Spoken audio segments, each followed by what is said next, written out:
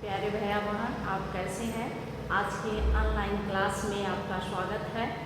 आज हम आपको जो पिछले वीडियो में पढ़ा रही थी कि संधि किसे कहते हैं, संधि की क्या परिभाषा होती है, तो दो निकटवर्ती वर्णों के परस्पर मेल से जो विकार या परिवर्तन उत्पन्न होता है उसे हम संधि कहते हैं।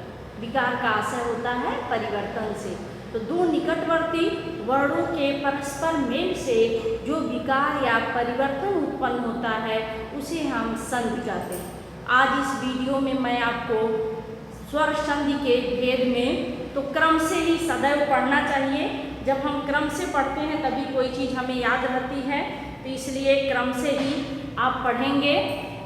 यह क्रम जो है दीर्घ स्वर संधि, दीर्घ स्वर संधि आज मैं आपको पढ़ाऊंगी कि दीर्घ स्वर संधि क्या है, किसे कहते हैं, इसका नाम दीर्घ क्यों पड़ा है। घबराने की बात नहीं है। दीर्घ का अर्थ होता है बड़ा। तो हमारे स्वरों के तीन प्रकार हैं। स्वर सर जो ह्रस्व स्वर, दीर्घ स्वर, सबसे पहले आपका ह्रस्व स्वर आता है, फिर दीर्घ स्वर, फिर है प्लुत स्वर। तो यह स्वरों के जैसे कैटेगरी बटी हुई है, उसी तरह से संधि में भी क्या दीर्घ संधि के कुछ अलग गुण हैं, बड़ा होने का गुण का कुछ अलग है। तो आज हम लोग दीर्घ के इस वीडियो में दीर्घ संधि के विषय में मैं सोच रही थी कि गुण संधि भी आज पढ़ाऊंगी, लेकिन कुछ हमारे बच्चे कमेंट्स किए हैं कि मैम एक संधि एक दिन पढ़ाइए जिसे हम लोग एक वीडियो में ठीक से समझ जाए। तो बहुत अच्छी बात है कि हम इसे एक ही संधि आपको पढ़ाऊंगी और इस वीडियो में आप इसको ध्यान से देखेंगे, सुनेंगे और समझेंगे। तो यही आपसे अपेक्षा है। यह जब दो ह्रस्व या दीर्घ, ह्रस्व का अर्थ होता है बच्चों छोटा। अब छोटा इसमें क्या है, यह छोटा जो ह्रस्व आ जो है यह दीर्घ है। यही जब दो ह्रस्व या दीर्घ स्वर मिलकर दीर्घ स्वर बनाते हैं, अर्थात एक छोटे और एक बड़े मिलकर के बड़ा बना देते हैं, वही दीर्घ संधि होती है। जब एक दो स्वर ह्रस्व या दीर्घ स्वर मिलकर दीर्घ स्वर बनाते हैं उसे हम दीर्घ स्वर संधि कहते हैं। फिर से सुन लीजिए, जब दो स्वर ह्रस्व या दीर्घ स्वर मिलकर दीर्घ स्वर बनाते हैं, लेकिन एक बात ये भी ध्यान रहे कि दीर्घ स्वर संधि में सजाती होते हैं, अपनी ही कैटेगरी के स्वरों से मेल करती है। दीर्घ संधि जब भी मेल मिलाप करती है तो अपने कैटेगरी के लोगों से ही करती है। जैसे हम कभी मेल मिलाप करते हैं किसी से, तो जिससे हमारा विचार मिलता है उसी से हमारी बनती है। कहते हैं उससे मेरी बहुत बनती है, अर्थात विचार उसके और मेरे विचार एक समान होते हैं, इसलिए हम दोनों के सबके विचार जब मिलते हैं वही मित्रता होती है। तो इसमें दीर्घ स्वर संधि का यह नियम है, इसमें सजातीय समान स्वर, सजातीय मतलब समान स्वर। अब अ का ह्रस्व अ का मेल आ से, दीर्घ आ से होगा, ह्रस्व ई का मेल दीर्घ ई से होगा। दीर्घ मतलब बड़ी, समझ लीजिए, दीर्घ से घबराना नहीं बच्चों, बड़ी। ह्रस्व मतलब छोटी, जो आप छोटी कहते हैं, तो अब थोड़ा आपका स्टेटस बढ़ गया है, आप पढ़ लिख रहे हैं, बड़ी कक्षाओं में गए हैं, तो ह्रस्व का अर्थ होता है छोटी, दीर्घ का बड़ी, ह्रस्व ऊ, ह्रस्व ऊ छोटा ऊ, दीर्घ ऊ बड़ा ऊ। तो इसी तरह से जब दो ह्रस्व या दीर्घ स्वर मिलकर दीर्घ स्वर बनाते हैं वही दीर्घ संधि होती है, या उसे ही हम दीर्घ स्वर संधि कहते हैं, या उसे ही वही दीर्घ स्वर संधि कहलाती है। आप कुछ भी इसके साथ कह सकते हैं, आप इसमें कोई दिक्कत नहीं, लेकिन समान स्वर हो और एक ह्रस्व हो या एक दीर्घ हो, लेकिन कभी कभी दोनों ह्रस्व दीर्घ हो जाते हैं, दोनों दीर्घ होने पर भी बड़ा हो जाएगा, छोटा नहीं होता है। तो यहाँ देखिए कुछ नियम लिखी है, आ ह्रस्व ह्रस्व अ दीर्घ आ बराबर क्या होगा, दीर्घ आ हो जाएगा, अर्थात ह्रस्व और दीर्घ मिलकर के बड़ा हो गया।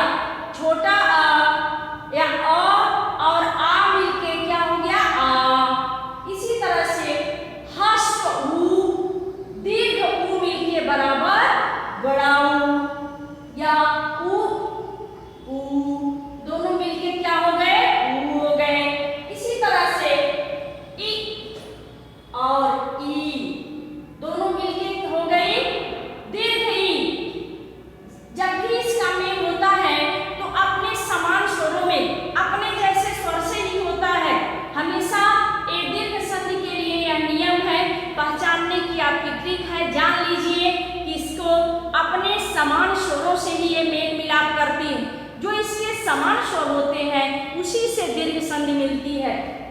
अब यहाँ कुछ उदाहरण मैं लिखी हूँ, इस पर आप ध्यान देंगे और समझने का भी प्रयास करेंगे। ऐसे भी हम समझ सकते हैं, जैसे परिभाषा हमें अपने मन से समझने के लिए बच्चों बनानी है। तो प्रथम शब्द के अंत में अ, आ, ई, अ आए, उसका मिलके आ हो जाता है।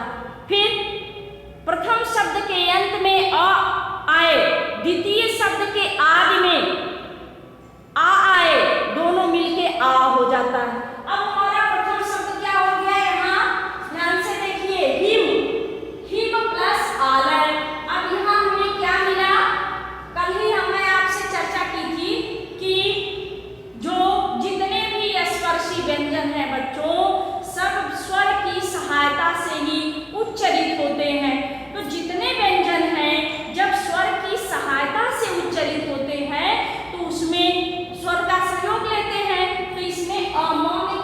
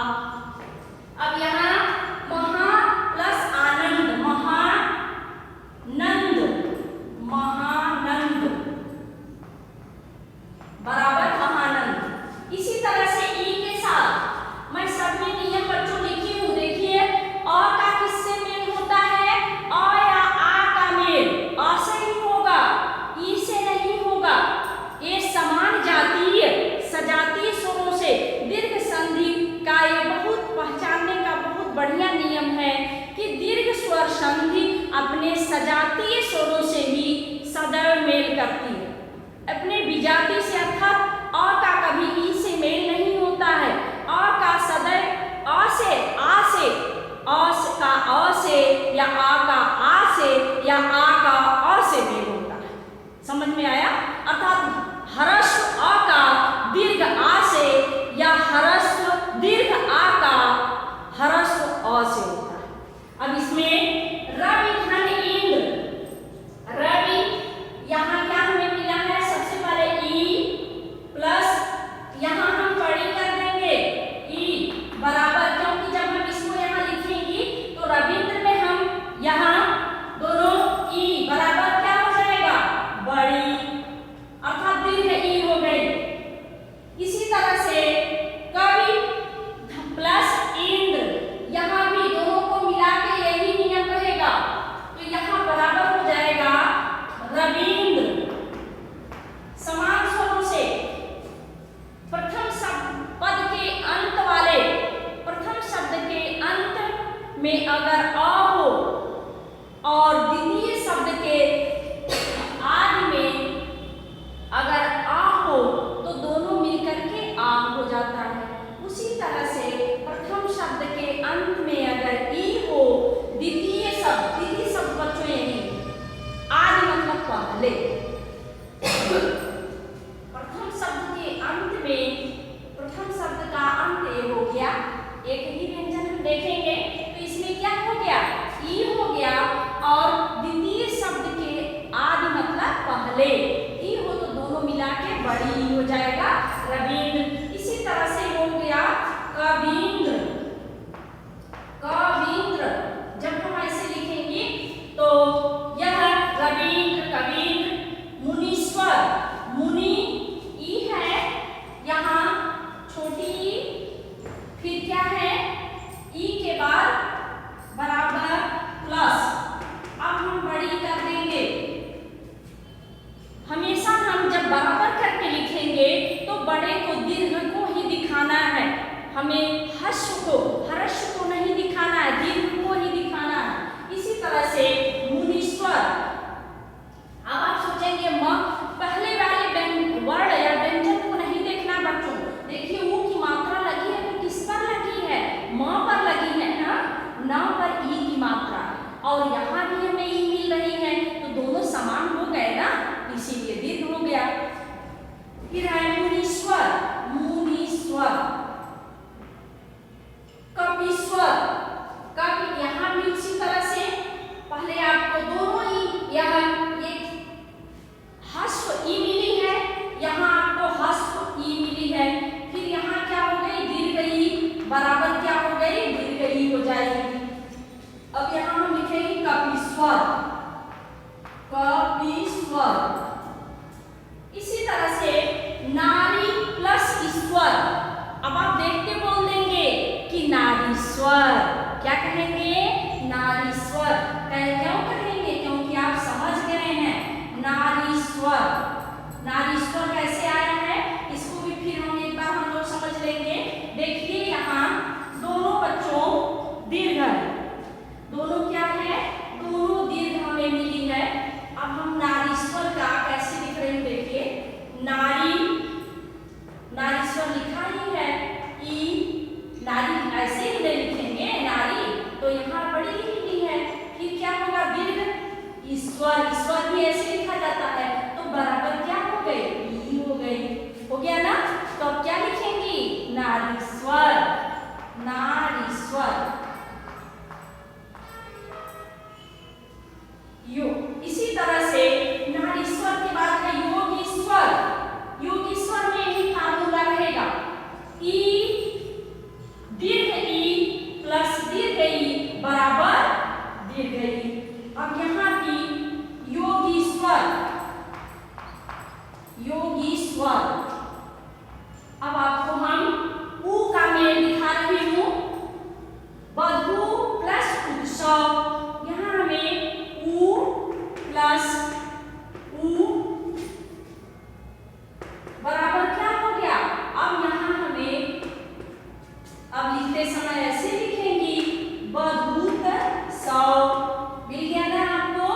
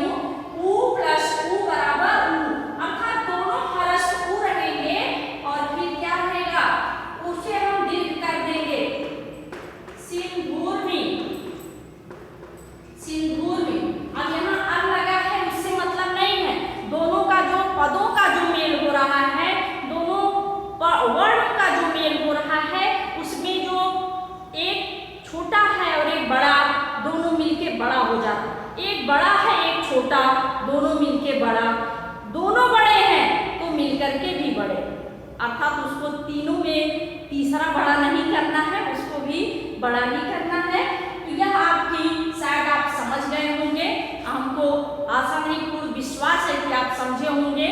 यह दीर्घ स्वर संधि मैं आपको इस वीडियो में पढ़ाई हूँ, इसको ध्यान से देखेंगे, नहीं समझ में आएगा तो कॉपी ले करके नोट तो करेंगे ही, फिर से अभ्यास करेंगे और अन्य उदाहरण लिख करके इसको आप अभ्यास करेंगे।